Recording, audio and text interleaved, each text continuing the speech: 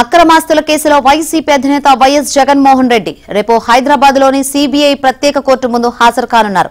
సుదీర్ఘకాలంగా bail పైన ఉన్న Jagan court ఆదేశాలతో న్యాయస్థానం మెట్లు ఎక్కనున్నారు. ముఖ్యమంత్రి హోదాలో 2020 జనవరి 10న విచారణకు హాజరయ్యారు. ఆ తర్వాత అధికార హోదాను అడ్డుపెట్టుకుని ఇప్పటి వరకు కోర్టుకు వెళ్లకుండా తప్పించుకున్నారు.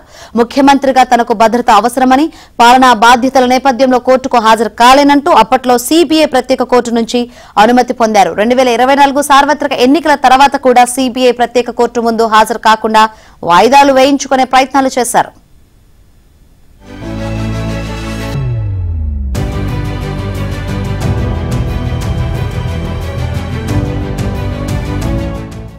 అయితే జగన్ లండన్ వెళ్లిన సమయంలో ఫోన్ నెంబర్ తప్పుగా ఇవ్వడంతో జగన్ కోర్టుకు హాజరు కావాల్సిందేనంటూ అక్రమాస్తుల కేసును విచారిస్తున్న సిబిఐ పిటిషన్ దాఖలు చేసింది.